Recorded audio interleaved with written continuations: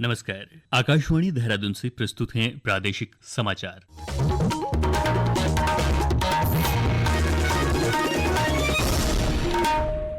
पहले मुख्य समाचार। प्रधानमंत्री ने आकाशवाणी पर मन की बात कार्यक्रम में वैश्विक कपड़ा अपशिष्ट संकट पर चर्चा की।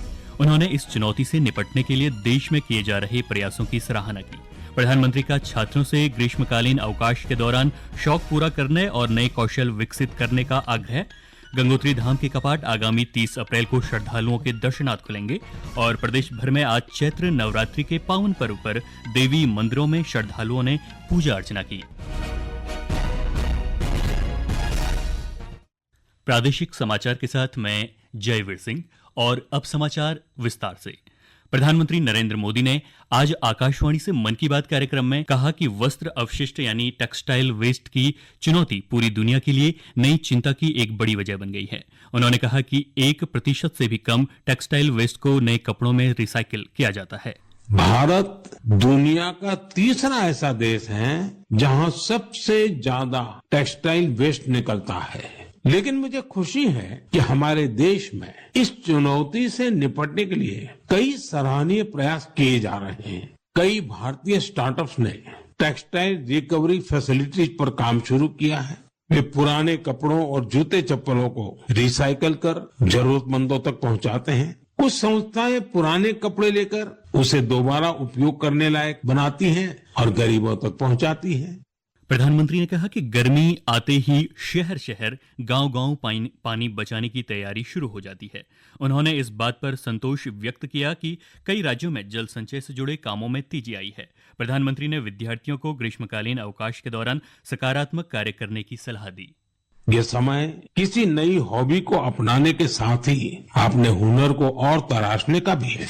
आज बच्चों के लिए ऐसे प्लेटफॉर्म की कमी नहीं जहां वे काफी कुछ सीख सकते हैं। जैसे कोई संस्था टेक्नोलॉजी कैंप चला रही हो तो बच्चे वहां ऐप बनाने के साथ ही ओपन सोर्स सॉफ्टवेयर के बारे में जान सकते हैं। अगर कहीं पर्यावरण की बात हो, थिएटर की बात हो या लीडरशिप की बात हो, ऐसे विविध विषय के कोर्स होते रहते हैं तो उससे भी जुड़ सकते हैं। प्रधानमंत्री ने कहा कि अंतर्राष्ट्रीय योग दिवस की उल्टी गिनती भी शुरू हो चुकी है। उन्होंने लोगों से योग को अपने जीवन में शामिल करने का आग्रह किया। श्री मोदी ने कहा कि इस वर्ष अंतर्राष्ट्रीय योग दिवस का विषय एक पृथ्वी एक स्वास्थ्य के लिए योग है। मन की बात कार्यक्रम को आज पूरे प्रदेश में सुना गया। इस कड़ी में पिथौरागढ़ जिले के उर्ग गांव के ग्रामीणों ने मन की बात कार्यक्रम को सुना और इसे सभी के लिए प्रेरणादायी बताया। जब भी हम सर को सुनते हैं तो बहुत कुछ अंदर से सकारात्मक सीखने को मिलता है। और जैसा कि आज उन्होंने स्पेशली महिलाओं के द्वारा जो कार्य देश भर में किए जा रहे हैं उसके ऊपर बात की, तो ये अवश्य प्रेरणा का स्रोत रहता है हमेशा। ये हम सब के लिए सौभाग्य की बात है कि इस देश के यशस्वी प्रधानमंत्री श्री नरेंद्र मोदी जी के द्वारा हमारे सीमांत जनपद पिथौरागढ़ के हिमालय क्षेत्र में विकास के लिए वहाँ के जो सुदूरवर्ती गांव हैं उनको वाइब्रेंट विलेज की संज्ञा दी गई। आज वहाँ पर अनेकों विकास कार्यों के माध्यम से उन गांवों को विकास की मुख्य धारा से जोड़ने का काम माननीय नरेंद्र मोदी जी के प्रयासों से हो रहा है। हम सभी सीमांत जनपदवासी अपने को बहुत गौरवान्वित महसूस करते हैं। यहाँ के युवाओं में रोजगार के प्रति एक नई ऊर्जा का संचार भी इस मन की बात के कार्यक्रम के माध्यम से हुआ है। उत्तराखंड में इस बार ईद के मौके पर जरूरतमंद मुस्लिम परिवारों को मोदी धामी ईद किट वितरित की गई।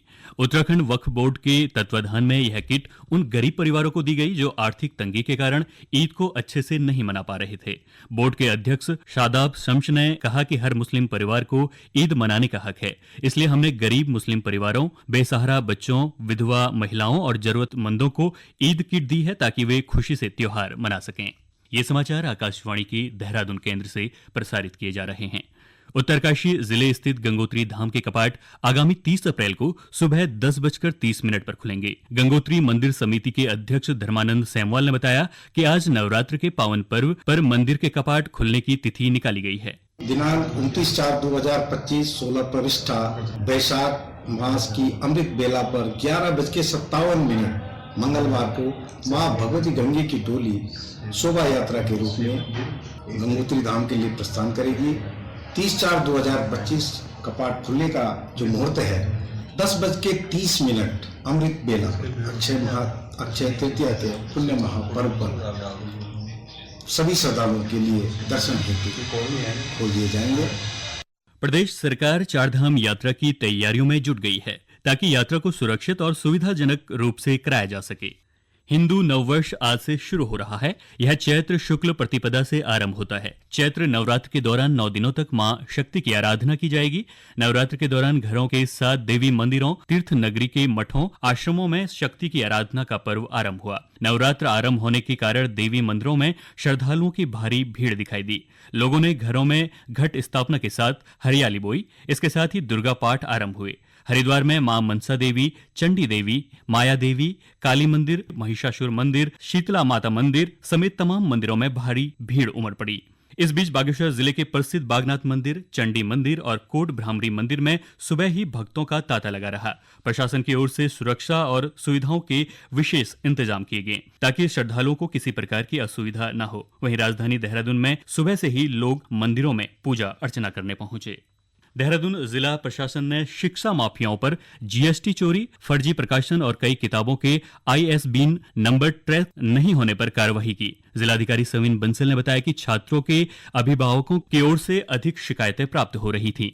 ओवर प्राइसिंग की जा रही है, बिलिंग नहीं की जा रही है and parents are forced to buy certain items which they are not billing, so against their consent उनको फोर्स किया जा रहा है ओवर प्राइस्ड आइटम्स लेने के लिए and do that too without billing. Most of the books NCERT comparative rates पर नहीं है and substantial number are without ISBN or barcode that are not traceable to their publishing houses. So all these violations and irregularities constitute crimes in relevant provisions of Bharatiya Nyaya Sanhita, and also they are trying to evade tax that is again punishable under GST Act and laws. उन्होंने बताया कि कार्रवाई के दौरान देहरादून के कई book depot पर संगीन धाराओं में प्राथमिकी दर्ज कर दी गई है। सरकार के 3 साल पूरे होने के उपलक्ष्य में चंपावत जिले के पाटी विकासखंड में बहुउद्देशीय व चिकित्सा शिविर का आयोजन किया गया। शिविर में विभिन्न विभागों द्वारा स्टॉल लगाकर सरकार की विभिन्न जन कल्याणकारी योजनाओं की जानकारी दी गई।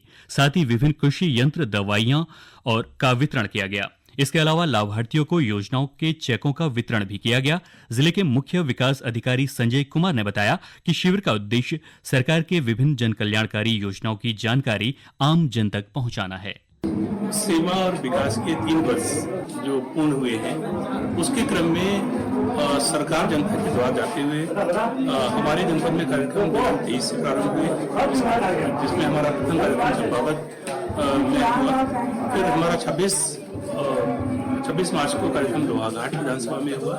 28 में जो हमारा कार्यक्रम था वो बाराकोट में हुआ और उसी क्रम में आज हमारे पाटी विकासखंड में ये कार्यक्रम हो रहा है। इस कार्यक्रम का उद्देश्य यह है कि सरकार की जो विभिन्न उपलब्धियां रही हैं उसको जन जन तक पहुंचाना है और विभिन्न विभागों के कैंप लगाकर जो योजनाएं हैं उनकी जानकारी देना है। साथ ही साथ विशेष रूप से स्वास्थ्य के कैंप लगाकर उनके जो दिव्यांग प्रमाण पत्र हैं उनको बनाना है और सरकार की जो नई नई नीतियां आई हैं उसके बारे में लोगों को जानकारी देना है। नैनीताल पुलिस ने अपराध नियंत्रण और सुरक्षा व्यवस्था सुनिश्चित करने के लिए जिले के सभी थाना और पुलिस चौकी क्षेत्र अंतर्गत ऑपरेशन सैनिटाइज अभियान चलाया। वरिष्ठ पुलिस अधीक्षक प्रहलाद नारायण मीना के निर्देश पर चलाए गए अभियान में कुल 1138 फड़फेरी और किराएदारों की जांच की गई और 416 लोगों का सत्यापन किया गया, जबकि किराएदारों का सत्यापन न करने पर 28 मकान मालिकों पर 10-10 हजार रुपए का जुर्माना लगाया गया। अंत में मुख्य समाचार एक बार फिर। प्रधानमंत्री ने आकाशवाणी पर मन की बात कार्यक्रम में वैश्विक कपड़ा अपशिष्ट संकट पर चर्चा की। उन्होंने इस चुनौती से निपटने के लिए देश में किए जा रहे प्रयासों की सराहना की। प्रधानमंत्री का छात्रों से ग्रीष्मकालीन अवकाश के दौरान शौक पूरा करने और नए कौशल विकसित करने का आग्रह। गंगोत्री धाम के कपाट आगामी 30 अप्रैल को श्रद्धालुओं के दर्शनार्थ खुलेंगे और प्रदेश भर में आज चैत्र नवरात्रि के पावन पर्व पर देवी मंदिरों में श्रद्धालुओं ने पूजा अर्चना की। इसके साथ ही प्रादेशिक समाचार का ये अंक समाप्त हुआ। नमस्कार।